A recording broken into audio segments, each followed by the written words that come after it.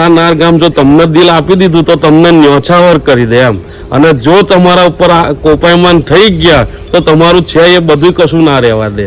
અને ગામનું નામ શું છે? કયું? નાર. તમારો તાલુકો કયો છે?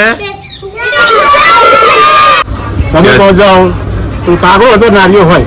આ ગામની અંદર પહેલા તો ભેંસોનો બહુ મોટો વ્યાપાર થતો હતો, તમાકુનો બહુ મોટો વ્યાપાર, બીડી પત્તાનો બહુ મોટો વ્યાપાર, અને એમાંથી આ પ્રજા આખી ખુમારી વન તૈયાર થઈ અને આજે આખા દુનિયામાં વિસ્તરેલી છે.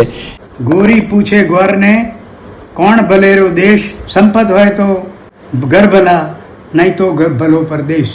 આપણા મલકના માયાળુ માનવી, અમારા નાર ગામના બધા માયાળુ માનવી, માયા મેલીને વયા જાશો મારા મેરબા, હાલો ને આપણા મલક માએ હાલો હાલો, હાલો ને આપણા મલકમાં. અને વિશેષ કરતા નાર ગામ તો એવું છે, આપણા મલકમાં ઉતારા ઓરડા, આપણા મલકમાં ઉતારા ઓરડા, ઉતારા કરી વિયા, ઉતારા કરી ઘોડે ચડજો મારા મેર.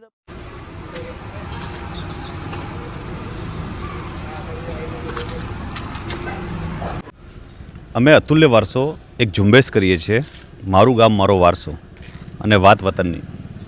એટલે ગુજરાતના દરેક ગામો ક્યાંક ને ક્યાંક ઇતિહાસ અને સંસ્કૃતિ સાથે જોડાયેલા છે.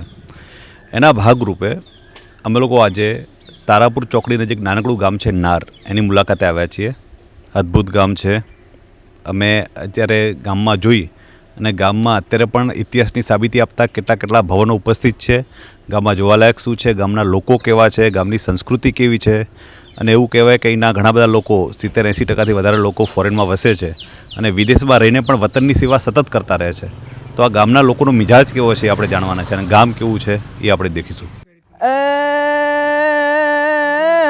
અંતરના ઊંડાણની કોક વેધુને કહેવાય, અંતરના ઊંડાણની કોક વેધુને કહેવાય, પણ ચોટે ન ચર્ચાય, અરે રે ચિતની વાતું સંકરા. એ નારણપુર નારસિંગા નામના માણસ અત્યારે નારમાં દર વર્ષે ભવાઈ થાય છે, એનો નારસિંગાની જે બોલાય છે.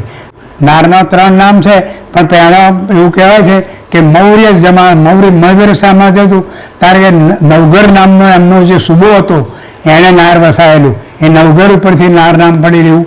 જૂનો ઇતિહાસ જૈન ગ્રંથોમાં આપેલો છે, જૈન ગ્રંથોમાં આપેલો. પહેલાં નારના વડવાઓ બધા ખેતી કરતા. નારનો 2 ભાગ હતા, 65 અને 35.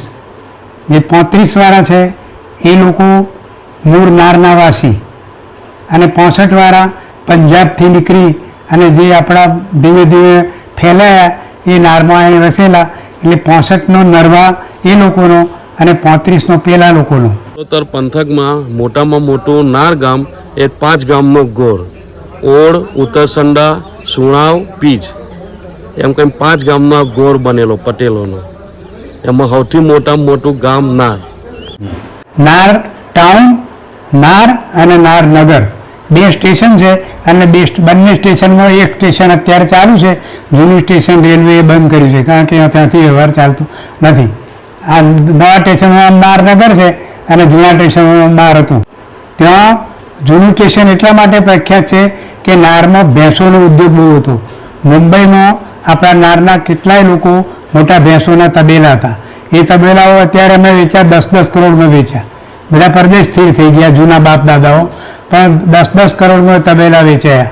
હવે એ લોકો જે અહીં માણસો રાખી અને ભેંસો, ત્યાં જે ભેંસો દૂધ આપતી બંધ થઈ જાય એ નારમાં આવે, અને નારમાં આવે પછી સારવાર કરી અને ભેંસ જ્યારે રિયાય અને દૂધ આપતી થાય એટલે પછી મુંબઈ ભરતા, અને એ રીતે મુંબઈમાં દૂધ પૂરું પાડતા. ગોરેગાંવમાં 70% તબેલા નારવાળાના હતા. આપણો ચરોતર પંથક જે સારા ગુજરાતમાં લીલો પ્રાંત ગણાય, અને ચરોતર પંથકમાં પણ આપણા વડવાઓ, આપણા પૂર્વજોએ ગોળ પ્રથા શરૂ કરેલી કે આટલા ગામડાના જૂથો હોય અને ગોળ કહેવાય. કારણ કે જે તે ટાઈમે એ ગામોના લોકોની કેમેસ્ટ્રી અને વ્યવહાર મેચ થતા હતા. એટલે એ લોકોએ જે તે સમયે એવું બનાવેલું, એમાં 5 ગામ પાટીદાર સમાજ એટલે જેમાં નારનો સમાવેશ થાય છે, જેને પોસુન કહેવાય છે. પીજ, ઓડ, સુણાવ, ઉત્તરસંડા અને નાર ગામના પાટીદારો દેશ દુનિયામાં સ્થાપિત થયા છે, કામ અર્થે ગયા છે, રોટલા માટે ગયા છે, શિક્ષા માટે ગયા છે, ઉદ્યોગ માટે ગયા છે. અને નાર માટેની એક કહેવત બની છે કે જ્યાં ના હોય કાગડો ત્યાં ના હોય નારીઓ. એટલે જ્યાં કાગડો છે દુનિયામાં ત્યાં નારનો માણસ વસેલો છે. તો આટલું બધું વિસ્તરણ એ એની પાછળના અનેક કારણો છે. એક તો ક્રિએટિવિટી છે, એમની પાસે એક સમજ શક્તિ છે, વિસ્તારવાની, લોકોને સ્વીકારવાની, બીજી જગ્યાએ જઈને ભળવાની એક સામર્થ્ય છે. અને આટલા દૂર દેશોમાં વિસ્તર્યા પછી પણ હંમેશા એ લોકોએ નારને યાદ રાખ્યું છે. નાના મોટા પ્રસંગોમાં નાર ગામના કુળદેવી ખોડિયાર માતા, નાર ગામના અતિ પ્રાચીન અંબાજી માતા, એના મંદિરોમાં દર્શન કરવા, બાળકનો જન્મ થાય, લગ્ન થાય ત્યારે એ શુભ પ્રસંગે આવી અને માતાજીના દર્શન, ભેટ પૂજા કરવી. આજે યદ્યપિ પર્યંત આટલા બધા વર્ષોથી દેશ દુનિયામાં ગયા પછી પણ એ પ્રથાને પારંપરિક રીતે ચાલુ રાખવી એ ખૂબ પ્રશંસનીય, વંદનીય અને મૂળ સાથે અથવા તો જડ સાથે જોડાયેલું કામ એ અહીંયાના લોકોમાં આપણને દર્શન થાય છે. અને આ ખૂબ જૂનું ગામ, ખૂબ જૂનું ઐશ્વર્યશાળી ગામ. આ ગામની અંદર પહેલાં તો ભેંસોનો બહુ મોટો વ્યાપાર થતો હતો, તમાકુનો બહુ મોટો વ્યાપાર, બીડી પત્તાનો બહુ મોટો વ્યાપાર, અને એમાંથી આ પ્રજા આખી એક ખુમારી વન તૈયાર થઈ અને આજે આખા દુનિયામાં વિસ્તરેલી છે. દુનિયામાં તો ખરી જ, ભારત વર્ષના ખૂણે ખૂણે છે, ગુજરાતના ખૂણે ખૂણે છે. અને પોતે પોતાનું જીવન અત્યારે સુંદર રીતે બધા જીવી રહ્યા છે. અને 18 વર્ણના લોકો આ ગામમાં સંપીને એક સાથે રહે છે. એ આપણા બધા માટે તો બહુ જ ગૌરવની વાત છે. નાર પહેલાં આખું ભર્યું ભાદરું લાગે. ખેતીનો ઉદ્યોગ મોટો હતો એટલે સવારમાં તમે જાઓ તો ભાગોરે આજુબાજુના ગામોના 500 થી 1000 મજૂરો આવે અને એ બધાને ખેતી માટે બધા પોતપોતાની રીતે ભાવ કરી લઈ જાય. અત્યારે તમે નારમાં બપોરે આવો તો તમારે કોઈનું ઘર ખોરવું હોય તો પૂછવાની જગ્યા મળે નહીં. નારના લોકો કેવા છે, દરબાર જેવા. દરબાર હોય, દરબાર લોકો હોય ને, જમે એટલે ઘરના બારણામાં લીમડો હોય તો ખાટલો પથરીને સૂઈ જાય.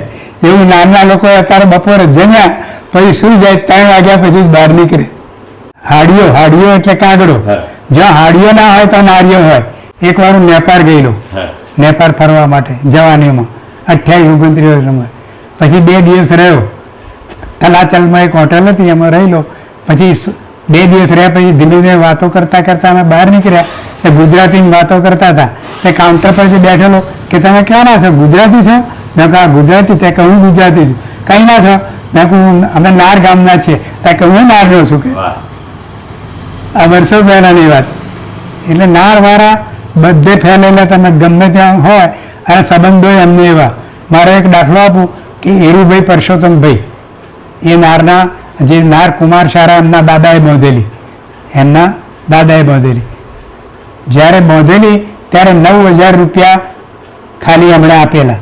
પણ તે વખતે ગાયકવાડ સરકારે એમને રાજરત્નનો ઇલકાબ આપ્યો. એ જે મેં જે મુંબઈમાં સેટ થયેલાની વાત કરી ને, એ જ હીરુભાઈ પરસોત્તમભાઈ. નારમાં નારકુમાર શાહ બાંધી એટલે રાજરત્નનો ઇલકાબ આપ્યો. પણ એ સ્કૂલ બાંધતી વખતે ગાયકવાડ કશું આવે ખરા પણ સ્કૂલ ના કરે. પણ સ્કૂલની કેળવણીની શરૂઆત છોટાભાઈ ખુશાલભાઈ અને ચતુરભાઈ કાશીભાઈ કરેલી. પણ એમાં હીરુભાઈ પરસોત્તમ તરસીભાઈ એમણે સૌથી પહેલી બાંધવાનું નક્કી કર્યું. તે 1928 તે એમણે ગાયકવાડ સરકારે ગયા પણ ધ્યાન આપ્યું નહીં. પણ એક વખત એમની ગાડી અહીંથી નીકળી. તે એમની જોડે રહેતા હતા બેચરભાઈ વસ્તાભાઈ. એ બેચરભાઈ વસ્તા ગાડીમાં આડા સૂઈ ગયા અને ગાડી રોકી અને પછી કહ્યું નારનું તમે કશું વાપરતા નહીં. કારણ કે તમારી વાત વિગત કરી, આ સિક્કો લો અને તમે વડોદરા આવજો. એટલે સિક્કો બેચરભાઈ વસ્તાભાઈ આપ્યો. પછી સિક્કો લઈ અને પરસોત્તમ તરસીભાઈ બેચરભાઈ વસ્તાભાઈ વડોદરા ગયા. ત્યાં પછી બધી વાત થઈ કારણ કે તમારે પૈસા ભરવા પડશે. કારણ કે અમે લેખિત આપીએ તમે જેટલા કહેશો છે ભરીશું. પણ અમારા નારમાં સ્કૂલમાં હતો અત્યારે 100 વર્ષ મકાન નહીં થયો. એ કુમાર સારા મકાનને એમ જ મેં નોકરી કરી 28 વર્ષ. 100 વર્ષે મકાન ન થયો 28માં 150 વર્ષ થશે, કેળવણીનો 150 વર્ષ થશે, પણ એ મકાનને 100 વર્ષ થશે. તો 1926માં એનું બાંધકામ શરૂ થયેલું. તે ભૈલાલભાઈ કોન્ટ્રાક્ટર આપણે ભાદરણના હતા, એમણે બાંધકામ કર્યું. પણ 26માં બાંધકામ થયું એ વખતે કે રેલ આવી, એટલે ત્યાં એ રેલ આવી એટલે બાંધકામ પાયા મજબૂત થયા. અત્યારે તમે સ્કૂલ જુઓ તો એને એક ઈંટ ખરી નથી, એ જમાનાની ઈંટ તમે જુઓ તો એક ઈંટ ખરી નથી.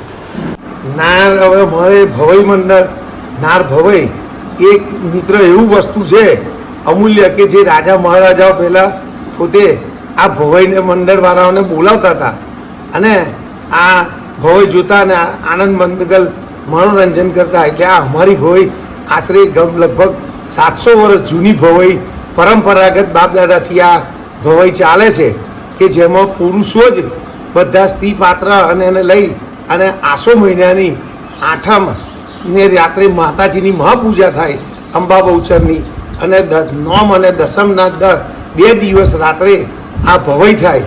એમાં પહેલે દિવસે રાવણો આવે અને બીજે દિવસે માતાજીઓ 5 વેશ આવે. સૌથી પહેલાં આપણે કાલ ભૈરવ બટુક ભૈરવ આવે, પછી બહુચરાજીનો વેશ આવે, પછી વાઘેશ્વરી આવે, પછી ગરબા લઈને માતાજી ગરબો લઈને આવે, અને પછી મહાકાળીમાં, અને છેલ્લે ગામની કુળદેવી એવી માં ખોડિયાર આવે. એમ કરીને આ 5 જાતના 5 વેશ આવે છે. પરંપરાગત બાપ દાદાથી આ ચાલે છે. 700 વર્ષ જૂની એવી એક આ ગામનું એક એવું મહામૂલ્ય અમૂલ્ય રત્ન છે. હવે જૂના સમયમાં કોઈ પરદેશ તો જતું નહીં અને વાણમાં જ જવું પડતું. સને 1899થી 1955 સુધીનો ઇતિહાસ સૂચવે છે કે નારના ઘણા લોકો પરદેશ ગયા. કેટલી વાર વાણો ડૂબી ગયા અને કેટલા એમાં ડૂબી પણ ગયા. એ માહિતી આપણો જે નારનો ગ્રંથ એક ઐતિહાસિક ગામ નાર એમાં આપેલી છે.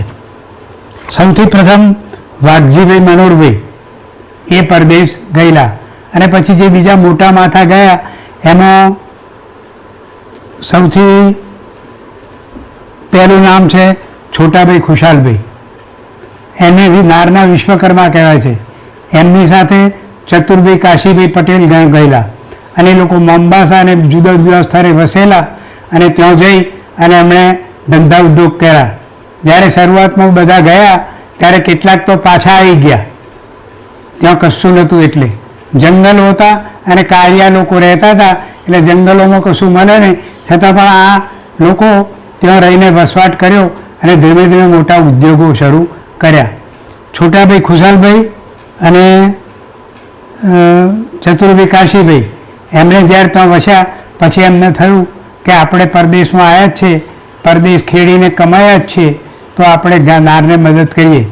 એટલે નારમાં સૌથી પહેલાં એમણે સંસ્થાઓ ઊભી કરવા માટે બધું કર્યું. એ પહેલાં પુરુષોત્તમ તરસીભાઈ નામના એક ઉદ્યોગપતિ હતા, એ મુંબઈમાં રહેતા હતા. એમના દીકરાઓ અત્યારે અમેરિકા છે. મૂળ દીકરાઓ તો બધા ગુજરી ગયા છે, એક જ રહ્યા છે, અને મૂળ દીકરાઓમાંથી એક જ ખાલી સુરતમાં છે. બાકીના જે દીકરાઓ અમેરિકા હતા એ અત્યારે તેમના બાળકો સેટ થયા છે. એ પહેલાં એ લોકો મુંબઈમાં મોટા ઉદ્યોગપતિ હતા. એમની રાજરત્ન સિલ્ક મિલ્ક હતી, રાજરત્ન સિલ્ક મિલ હતી, અને એ સિલ્ક મિલ્કનું બધું જ કાપડ યુરોપ અને અમેરિકામાં જ જતું હતું. પણ પછી કાળક્રમે એ બધું ઘસાતા ગયા. અત્યારે એમની એસ્ટેટો મુંબઈમાં ઘણા મોટા પ્રમાણમાં છે, પણ એમના બાળકો બધા પરદેશ છે. પછી બીજા એક હતા એ મગનભાઈ ઉમેદભાઈ પટેલ. એમને કિંગ ઓફ કિસુમો કહેવાતા. કિસુમોના રાજાને જ્યારે પગાર માટે કે ગ્રાન્ટ માટે પૈસા ખૂટે ત્યારે એ મગનભાઈ ઉમેદભાઈ આપતા. હા, આ કિસુમો આફ્રિકા એ પણ ગયેલા આ લોકો. પછી એમના છોકરા ચીમનભાઈ મગનભાઈ ગયેલા, અને અત્યારે એમના વંશમાં અજીતભાઈ છે એ મદ્રાસ મુકામે મોટા ધંધા ધરાવે છે, અજીતભાઈ. પછી એમનો પરિવાર ત્યાં જ છે. લગભગ હું જાણું છું તે પ્રમાણે થમ્સઅપની આખા ઓલ ઇન્ડિયાની એજન્સી એમની પાસે છે. એક થમ્સઅપ વેચાય તો એના કમિશન એમની સાથે ચડી જાય. યુગાન્ડા તૂટ્યું અને ઇઝીમાં યુગાન્ડા તોડ્યું, પછી બધા વેરા લાગ્યા. કેટલાક લંડન ગયા, કેટલાક પાછા આવ્યા, પછી પાછા આવીને લંડનના હકમાંથી અમેરિકા ગયા. આપણા હૃદયને સ્પર્શે એવું કે નાર ગામના લોકો દેશ દુનિયામાં 150 વર્ષ પહેલાંથી જતા થયા છે, પણ આજે પણ વતનમાં સેવા કરવી, વતનનું ધ્યાન રાખવું, વતનમાં ઉત્સવ પ્રસંગો કરવા, વારે વારે વતનમાં આવવું, પોતાના વડવાઓના ઘર સાચવવા, જમીનો સાચવવી, એ જૂના મકાનોનું સૌંદર્ય જાળવી રાખવું, એમાં ગામે બહુ જ મોટું દૂર ગયેલા લોકોએ પણ પોતાનું યોગદાન આપ્યું છે અને પોતાની દેશ પ્રત્યેની, ગામ પ્રત્યેની ભાવના પ્રગટ કરેલી એ આપણને શાશ્વત રૂપે અનુભવાય. એ નાર ગામવાળા જ્યારે પરદેશ ગયા ત્યાર પછી સમૃદ્ધ થયા. એ વિશે એક કહેવત છે, ગોરી પૂછે ગૌરને કોણ ભલેરો દેશ, સંપત હોય તો ઘર ભલા, નહીં તો ભલો પરદેશ. એટલે પહેલાં બધા ખેતી કરતા અને જે વડવાઓ હતા એમના દીકરાઓ એ સાહસ ખેડી અને પરદેશ ગયા અને પરદેશ જઈને એમણે સૌથી પહેલું કામ એ કર્યું કે નારને સમૃદ્ધ કરવા માટેની શરૂઆત કરી. નારની મુલાકાતનો સૌથી મોટો ફાયદો થયો કે નારમાં વતન પ્રેમ અત્યારે જોવા મળે છે. હજુ પણ નારના લોકો, એવું કહેવાય કે જ્યાં જ્યાં કાગડા દેખાય ત્યાં નારના લોકો દેખાય. અને હકીકત એવું છે, વિશ્વના દરેક ખૂણામાં, નાના મોટા દેશોમાં નારનો એક વ્યક્તિ તો હોય ને હોય. અને જ્યાં હોય ત્યાંથી વતન માટે કંઈકનું કંઈક કરતા રહેવાની ભાવના આ ગામમાં હજુ પણ જીવંત છે. અને અહીં જોઈ શકાય છે અનેક કાષ્ઠકલાની લાકડાની મોટી મોટી હવેલીઓ, જે સાબિતી આપે છે કે ભલે વિદેશમાં રહેતા હોય પણ વતનમાં એક મસ્ત નાનકડું ઘર બનાવે, અને એ ઘર પણ કેવું કોતરણીયુક્ત, જે આખું ઇન્ટરનેશનલ લેવલે સ્ટાન્ડર્ડને શોભે એવું. તો અદ્ભુત ગામ છે નાર. નેક્સ્ટ ટાઈમ મળીશું કોઈ નવા હેરિટેજ ગામ સાથે. જય હિન્દ. નાર ગામના વતની છે, અમે રહીએ છીએ US, પણ અમને ગામ પ્રત્યે બહુ પ્રેમ છે.